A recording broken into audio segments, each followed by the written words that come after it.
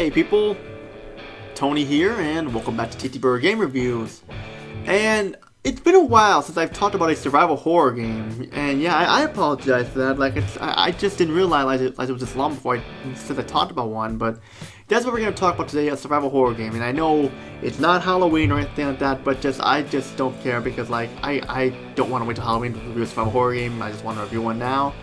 And I've played a lot of survival horror games. Like the survival horror genre was a favorite of mine. Like because like getting into playing games like Dino Crisis and the Resident Evil games, especially Resident Evil 3 Nemesis, and Parasite Eve and stuff. And we'll put Fear Effect in there as well, and also Silent Hill. Well, of course, Silent Hill was Konami's take on survival horror as well. But like a lot of them were really popular. But there were also some bad ones here, like one of them that made it come to the top of my head is Martian Unification and Trag, which I'll talk about sometime. But for this episode though, we're going to be looking at a survival horror game that is so bad that you can't even consider it survival horror because there are some parts of it that are just so corny, just so out of place, and just so wrong that you can't even consider it a survival horror game at all and stuff. And those of you who do consider it a survival horror game, be prepared for a boring shit show here because, well, I mean boring ride, we'll say because this game is so boring. I don't even know where to begin. And we got Countdown Vampires by Bandai, and this will be a response to DXFan 619's review on the game. And if I say anything similar to what he said, credit goes to you, DXFan 619. And Countdown Vampires. Well, I was interested in this because it had the word vampires in it, and like when you look at the title, at like the cover art and stuff like that, it looks cool, and like the back of the box and stuff like that, it's just like midnight time to devour the humans and such, and just yeah.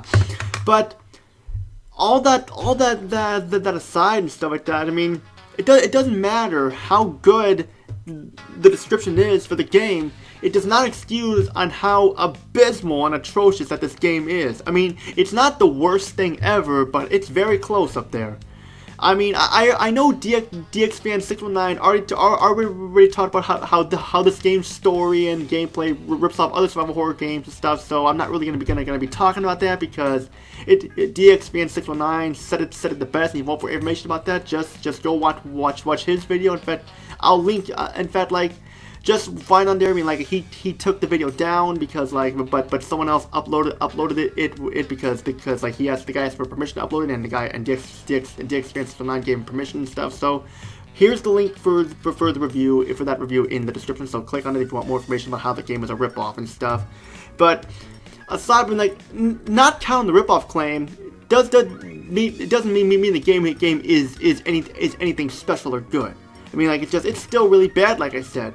And where do I start? Well, let's start with the story.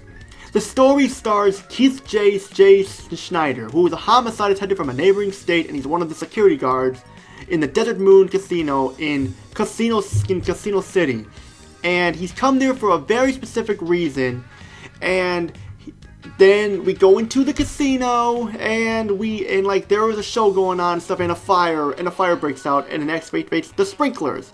And the sprinklers have black water running out of them, and it turns them into vampires. But these vampires are mainly like zombies and stuff. So that's just the thing. And then like the story starts out pretty strong, but then it comes to a screeching halt right as soon as you start the game. And first off, you're gonna notice the problems with this game immediately. And first off, the fact is that like you are pretty much defenseless and stuff. You're pretty much defenseless because they start you off with some shitty weapons that just don't even do much damage at all. You got like this dart gun, which you'll run out of ammo really quickly. If you try to kill the enemies right away when you start, you're gonna run out of ammo really fast. So it's best to just ignore them and just run. You only have 3 minutes before the Illegan Club, whatever, is sealed off. So yeah, but then like. Then it doesn't mean the game gets any better after that. I mean, like I thought that like okay, it's gonna get better after this part. And this is just a small part that that's just telling you to get out of there and the game will pick up. But it really doesn't. And for a survival horror game, our main character is shirtless. I mean, it doesn't. I mean, I don't understand why a survival horror game would have a shirtless protagonist. It seems like a character that would belong in an action game or something like that, or like some army game, or like a action game, a third-person action game or so. Keith Snyder just is really out of place. The other characters are nothing special either, especially the character Misato Hayakawa, who's very annoying, and she's like a damsel in distress, and is always getting lost, falling down, and just has this annoying scream that just annoys the heck out of you. But I'll talk about that when we get to the sound.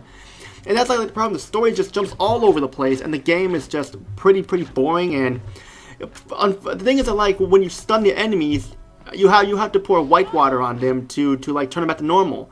I mean, at first I did that. But here's the thing: it is hard to when the vampires do not stay down. They don't stay down, and you end up having to fire more dart rounds at them, and then you can turn them back normal with the white water. But it was just so much ammo was wasted. I pretty much just did not care. I just decided, fuck it, I am moving out here, and yet and these vampires will gang up on you and take a big chunk of your health away, and it's very hard to find more health. Like it's like they come in drinks or snacks and stuff, and you get bottles too, but the bottles, I don't know what the bottles do, so that's just me. And the casino is so big that you have to heavily rely on your map, and it's one of those games where you have to find the map to use it. I mean, I know Silent Hill did this, but Silent Hill made the map easy to find.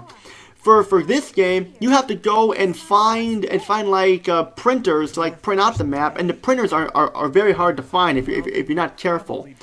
And just, oh my god, like, I can't tell you how many times I got lost in this game because most of the rooms look the same, and like the map doesn't help you much to tell you where you've been and where you're supposed to go and stuff. It's just not really much help at all, and yet I got bored with this game within 10 minutes. But I gave up. I gave up on this game like about 2 hours in because I was just so bored. I just wanted to play something else. I mean, I know when you're reviewing a game, you should try and get as far as you can or beat the game, but you can't really blame me here. You can't blame me at all. And just, I mean, like, I don't know. I mean, like the story just goes nowhere. The gameplay just goes nowhere either. But I haven't even got to talk about the presentation yet. I mean, like, I will admit the graphics are great. Like, the graphics are the best part of the game. Like the graphics do look nice. Like, the character models look great. The cutscenes, the CG cutscenes look nice, and the backgrounds are very detailed. And a lot of care and effort went into the graphics. But we have a problem here, though. Imagine how much better the rest of the game would have been if they focused on the other parts of the game as much as they did with the graphics and stuff. I mean, just imagine that. I mean, okay, yes, I will complain that like Keith Snyder seems out of place in the game because he's shirtless and stuff, and of course, like some of the other characters, are just feel kind of generic and such. Like, of course, Misato is a server and stuff, and there's other characters in the special story mode which you unlock if you beat the game under 7 hours. But I didn't even bother. Instead, I did see a walkthrough of it online though, and those who do know it, it does add more to the story. It's the same thing, but it adds more to the story. It adds more characters to it. But are you guys really gonna want to play it again if you beat this game? Because not me. That's for sure. But I'm kind of rambling on here. Let's get back on track here. Now for the sound. Sound is, well, some of it's bad, some of it's good. Well, like, I should take it back. Most of the sound is bad. The voice acting is terrible. I mean, like, a lot of people harp on the original Resident Evil's voice acting and say it's so bad it's funny, which I'll admit to this day, it is funny, but I still like the voice acting. Here, the voice acting is just so bad that it's bad. It's just so annoying. I mean, like, the characters are overacting their lines and bored at the same time. It's like, especially the voice actress for Misato. She sounds like a porn star. And Keith J. Snyder, I know DXFan619 said this, it sounded like a teenager going through puberty.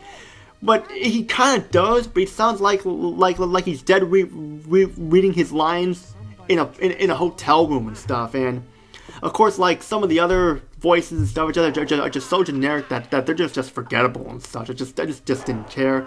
And yet, most of the characters are voiced by the same actors, so they did not have a lot of people to work with on this game here and stuff. And sometimes the subtitles don't match what they're saying, like, and that's just a little off topic there.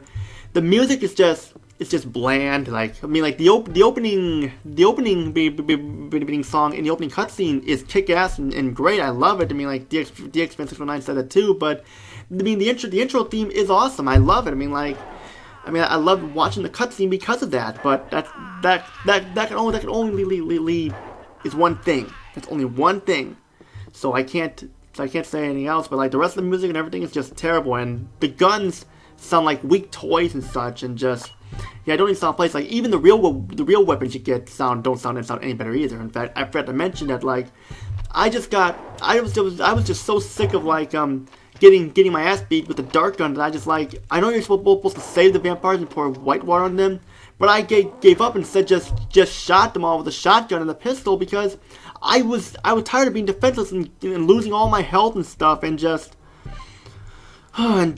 losing all my items because of that. And you don't really have a lot of item space either, but thankfully they got save rooms like I was in Resident Evil to like help you. And I mean, I know I didn't seem like going into a lot of detail here with this game, but there really isn't much to talk about here. It's just, I mean, it could have been cool. It could have been like survival horror in a casino and stuff. But unfortunately, that wasn't the case at all. It just ended up being a bland survival horror game that isn't. It isn't even scary at all. I mean, I didn't even go or jump or anything like that at all. I mean, like, this game wasn't even scary. It was just more boring to a point where you wanted something to happen and just, yeah, I don't know. And also, so like the puzzles are just mediocre. The puzzles are nothing special. You just gotta line up the dots in a horizontal row, and like finding all the key cards and stuff is kind of a pain in the neck too, to like open certain doors in the casino as well. But I know DX619 already said that better, so I don't even really need to go into it.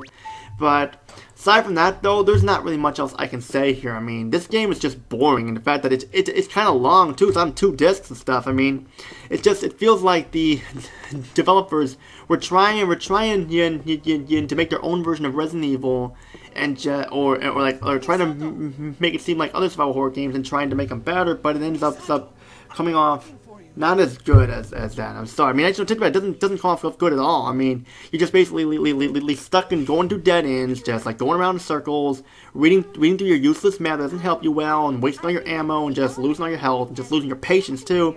That this game is just a pile of shit, is what I would say. It's a pile of shit. So like, what's my final verdict here? Don't buy this game.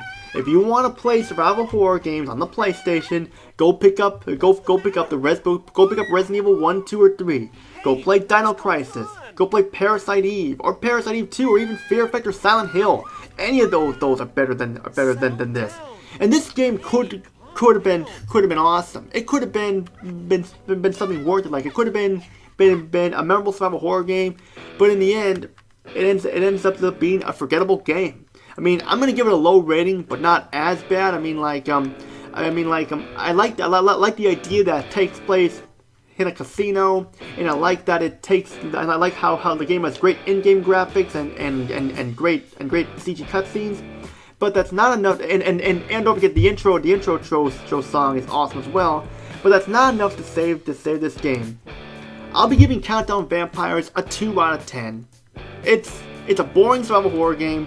It's not frustrating like how Largo Winch is or something like that or like Spawn the Eternal or like the Barbie games, American National games or so, but still it's pretty bad. And that's why I give it a 2 out of 10. And that's pretty much all I gotta say for this episode. Those of you who are new here, feel free to subscribe, like the video, comment down below, and don't forget to join my Discord group, TTBurger Gamers United, because I'm always looking for more people to join, and I would like to talk to you guys in that group to get to know my fans better. That's pretty much all I gotta say. This is Tony, peace out, and stay tuned. There's more on the way, so be on the lookout for that.